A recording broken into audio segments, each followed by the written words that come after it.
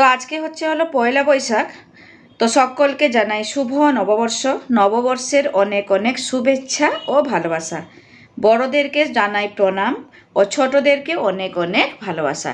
তবে এই ভিডিওটা একটু যেতে দেরি হবে, মোটামুটি 2 থেকে 3 দিন তো লাগবেই, কারণ সব কিছু একা হাতে হ্যান্ডেল করছি, একটু দেরি হবে যেতে। তো আজকে তো বছরের প্রথম দিন, আর তার সাথে আমার ছোট ছেলের 5 বছরের জন্মদিন, তাই আজকের দিনটা আমাদের কাছে খুবই স্পেশাল। যাই হোক, সকালবেলা আজকে না অনেক ভোরবেলা উঠেছি, উঠে গ্যাস পরিষ্কার করলাম, মানে এই সমস্ত কিছু মুছে টুছে পরিষ্কার করে নিলাম। আর আজকে আমার কাজের দিদিকে বলেছিলাম একটুখানি তাড়াতাড়ি আসার জন্য সকালবেলা। বাসন টাসন মেজে দিয়ে ও রান্নাঘর পরিষ্কার পরিচ্ছন্ন করে দিয়ে চলে গেছে। এদিকে আমি স্নান সেরে পুজো সেরেও চলে এলাম রান্নাবান্না করার জন্য। তো যেহেতু আজকে একটা শুভ দিন, তাই প্রথমেই পায়েস দিয়ে শুরু করলাম। তো 2 লিটার মতো দুধ হাঁড়িতে নিয়ে নিয়েছি। এরপরে প্রথমে দুধটাকে জাল দেওয়ার জন্য বসিয়ে দিয়েছি। আর এদিকে দেখুন সব প্যাকেটে করে সব বের করছি।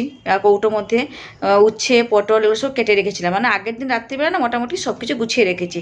আমি জানি সকালবেলা আমাকে সব কিছু একা হাতে হ্যান্ডেল করতে হবে, মানে রান্নাবান্না করতে হবে, তার জন্য না সব কিছু রাত্রিবেলা বসে গুছিয়ে রেখেছিলাম। আর আগের দিন রাত্রিবেলা আমি বাজারে গিয়েও না চিকেন নিয়ে এসেছিলাম। মাছ ভালো পাইনি, তাই চিকেনটা এনে মানে ধুইনি, সেইভাবে রেখে দিয়েছিলাম। আর সকালবেলা উঠেই আজকে সব কিছু ধোয়াধুয়ি করে আবারও ফ্রিজে রেখে দিয়েছি। তো বেগুনটা কাটিনি, কেন বলুন তো, বেগুনটা কালো হয়ে যাবে, তাই মোটামুটি যে সমস্ত সবজিগুলো কালো হবে না সেগুলো কেটে মানে কৌটোয় ভরে রেখে দিয়েছিলাম, আর শাকটা বেছে প্লাস্টিকে বেঁধে রেখেছিলাম। তো এখন আমি শুধু বেগুনটা কেটে নিলাম, আর এরপরে একটুখানি আলুগুলো গোল গোল করে কেটে রেডি করে নিলাম। তো বেগুন আর আলুটা কেটে নিয়েছি, এরপরে সমস্ত কিছু ভালো করে ধুয়ে রেডি করে নেবো। আর এরপরে কলমি শাকটাকে ধুয়ে নেবো। রাত্রিবেলা বেছে বুছে রেখে দিয়েছিলাম, শুধু এখন খালি ধুয়ে নিলেই হবে। ও যেহেতু কলমি শাক ভাজাটা খেতে ভালোবাসে, তাই জন্য এক আন্টি কলমি শাক নিয়ে এসেছিলাম। রাত্রিবেলায় সমস্ত কিছু গুছিয়ে গাছিয়ে রেখেছি।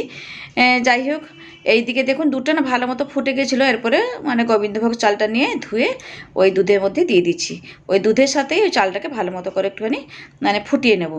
যাই হোক, ওইদিকে পায়েস রান্নাটা হতে থাকুক, আর সেই সময়ের মধ্যে আমি ভাবলাম একটুখানি ভাজাভুজিগুলো করে রেখে দিই। তো এরপরে সমস্ত সবজিগুলোকে একটা বাটির মধ্যে ঢেলে দিয়েছি, আর এরপরে পরিমাণ মতো নুন আর হলুদ গুঁড়োটা দিয়ে দিচ্ছি, আর ভালো করে মেখে নেব। এরপরে এদিকে ভাজাগুলো করতে থাকবো। একদম হাতে সময় নেই এখন, মোটামুটি না সকাল 9টা বেজেই গেছে। ওকে মোটামুটি 1টা থেকে 1:30টার মধ্যে ওকে মানে খেতে দেবো, মানে ওই জন্যই না একটুখানি তাড়াহুড়ো করছি। ওর বাবা যাবে এখন বাজারে গিয়ে মাছটা আনবে, আর আমি মোটামুটি আগের দিন সব কিছু গুছিয়ে গাছিয়ে রেখে দিয়েছি। তবে কি বলুন তো, কালকে একটুখানি গুছিয়ে রেখেছিলাম বলে না আজকে সকাল সকাল রান্নাটা করতে পেরেছি। যাই হোক, ওইদিকে আলু ভাজাটা মানে বসিয়ে দিয়ে এদিকে পায়েসটাও দেখে নিয়েছিলাম। পায়েসটা মোটামুটি চালটা সিদ্ধ হয়ে এসেছিলো। এরপরে কয়েকটা এলাচ একটুখানি থেতো করে ওই পায়েসের মধ্যে দিয়ে দিলাম। এরপরে দিলাম পরিমাণ মতো নুন, মানে অল্প একটুখানি নুন দিয়েছি। নুনটা দিয়ে ভালো করে মিশিয়ে নিচ্ছি, আর দেখে নিচ্ছি ভাতটা মানে চালটা সিদ্ধ হয়েছে কিনা। যাই হোক, একটুখানি গ্যাসটা কমিয়ে রেখে এদিকে দেখুন আলু ভাজাটা হয়ে গেছিলো। এখন আমি আলু ভাজাটা তুলে নিচ্ছি। এরপরে ওই বেগুনটা ভেজে নেব। কি বলুন তো, আজকে না এই ওর পছন্দের মতন ভাজাগুলো কেটে ভাজা করছি, মানে ও যেগুলো যেগুলো খেতে ভালোবাসে সেই সবজিগুলোই কেটেছি। আর এদিকে ভাজাগুলো মানে ভাজতে ভাজতে ভাবছি ঢেঁড়সটাও তো কাটিনি, ও ঢেঁড়স ভাজাটা খেতে ভালোবাসে। যাই হোক, এই সবজিগুলো মানে এইগুলো ভাজাভুজি করে রেডি করে নিই, তারপরে আমি ঢেঁড়সটা কেটে ভেজে নেবো। দেখুন কথা বলতে বলতে এদিকে কিন্তু বেগুনগুলোকেও লাল লাল করে ভেজে নিয়েছি। আর বেগুনটা কাটার সময় একটুখানি পোকাও বেরিয়েছিল। যাই হোক, পোকা অংশগুলো কেটে বাদ দিয়ে দিয়েছি।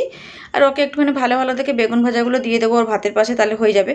তো এদিকে আমি পটল ভাজাটা বসিয়ে দিলাম, আর এদিকে চলে এলাম পায়েস দেখার জন্য। এদিকে কিন্তু পায়েসটা মোটামুটি হয়ে গেছিলো। আর শেষ মুহূর্তে এখন কী দেবো বলুন তো, ওই গুঁড়ো দুধের একটুখানি জলের মধ্যে গুলিয়ে দিয়ে ওই দুধটা আমি দেবো। আর 3টে মতো এখানে 10টা দামের আমুল স্প্রে প্যাকেট নিয়েছি, কেটে ওই দুধটাকে উষ্ণ গরম জলে একটুখানি গুলিয়ে নিয়ে তারপরে হাঁড়ির মধ্যে দিয়ে দেবো। আর এইরকম করে পায়েসটা বানালে না খেতেও বেশ ভালো লাগে। আর এদিকে ঠাকুরকে ডেকে ডেকে পায়েসটা রান্না করছি, যেহেতু স্টিলের হাঁড়িতে মানে পায়েসটা রান্না করছি। এদিকে গ্যাসটাও কমিয়ে দিচ্ছি, কারণ যদি বাই চান্স তলা দিকে পোড়া লেগে যায়, তাই জন্য না একটুখানি গ্যাসটা কমিয়ে কমিয়ে পায়েসটাকে রান্না করছিলাম। যাই হোক, ওই গুঁড়ো দুধটাকে দিয়ে দেওয়ার পরে একটু ভালো করে মিশিয়ে নিলাম। আর পায়েসটাকে না এখানে আমি একটুখানি পাতলা পাতলা করে রেখেছি, কেন বলুন তো, পায়েসটা ঠান্ডা হলে না এমনিতেই দেখবেন পুরো ঘন হয়ে যায়, তাই বেশি করে একটুখানি পাতলা পাতলা করে রেখে দিয়েছিলাম।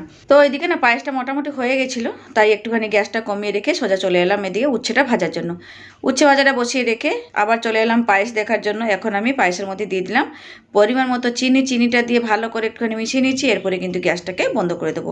আর পায়েসে দিয়ে দেবো একটুখানি ঘি। ঘি দিলে তো ভালোই লাগে পায়েসে। যাই হোক, ঘিটা দিলাম। আর এখন দেবো কাজু আর কিশমিশ। তার আগে দেখলাম উচ্ছে ভাজাটা হয়ে গেছে, এখন আমি উচ্ছে ভাজাটাকে তুলে রেখে দিচ্ছি। এরপরে দেবো পায়েসের মধ্যে ওই কাজু আর কিশমিশটা। তো পায়েসের মধ্যে কাজু আর কিশমিশটা দিয়ে দেওয়ার পরে ভালো করে একবার মিশিয়ে নেবো, আর ঘি তো দিয়ে দিয়েছি। এরপরে একটুখানি নেড়ে চেড়ে তারপরে হালকা একটুখানি ঢাকা দিয়ে ওটাকে রেখে দেবো। পায়েসটা ঠান্ডা হোক। আর পায়েসটা একটুখানি বেশি করে করেছি কেন বলুন তো, রাত্রিবেলা কয়েকজন নিমন্ত্রিত আছে, তো খাওয়া দাওয়া করবে। রাত্রিবেলা আবার আমাকে রান্না করতে হবে ফ্রাইড রাইস আর চিলি চিকেন। আর সেটা কিন্তু আমি ভিডিও শ্যুট করতে পারবো না, একদম একদম হাতে সময় পাবো না, কারণ এই দুপুরবেলা রান্না করতেই আমি পুরোপুরি ক্লান্ত। আর এদিকে কিন্তু প্রচণ্ড গরম পড়েছে, তাই গরমের জন্যই আজকে নাইটি পরেই রান্না বান্না করছি, নাহলে না পুরো হাঁপিয়ে যাব। যাই হোক, পায়েসটা নামিয়ে রেখে এদিকে প্রেসার কুকারে না চিকেনটা রান্না করবো। ওর বাবা এখনও বাজার থেকে ফেরেনি, তাই ভাবলাম চিকেন কষাটা আগে করে রেখে দিই, তারপরে না মাছটা রান্না করব। তো প্রেসার কুকারে তেল দিয়ে প্রথমে আলুটাকে ভেজে তুলে নিয়েছি, এরপরে পেঁয়াজটাকে ভাজতে বসিয়ে দিলাম।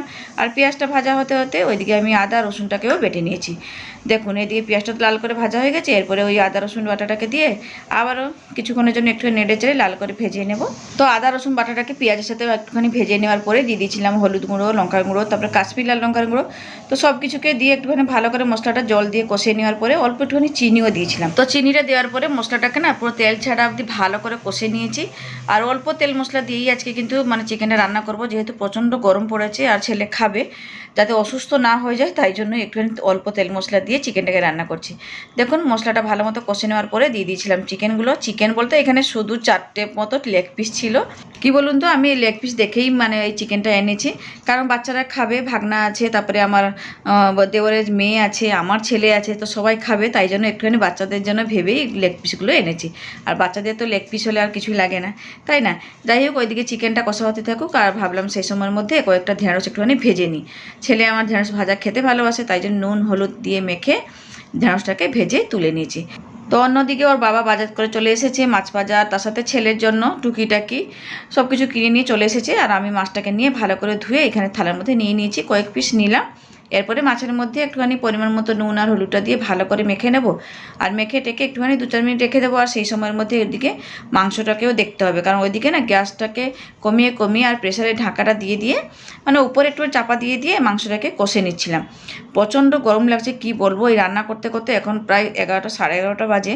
আর সে এত গরম পড়েছে না, অস্বস্তি লাগছে। যাই হোক, একবার রান্না করছি, একবার গিয়ে ফ্যানের তলায় বসছি, এইরকমই। তো যাই হোক, চিকেনটাকে তেল ছাড়া অবধি কষে নেওয়ার পরে দিয়ে দিয়েছিলাম টমেটো আর ভেজে রাখা আলু আর টমেটোটাকে দিয়ে দেওয়ার পরে অল্প একটুখানি নুন দিয়েছিলাম, কারণ নুনটা দিইনি মাংসের মধ্যে।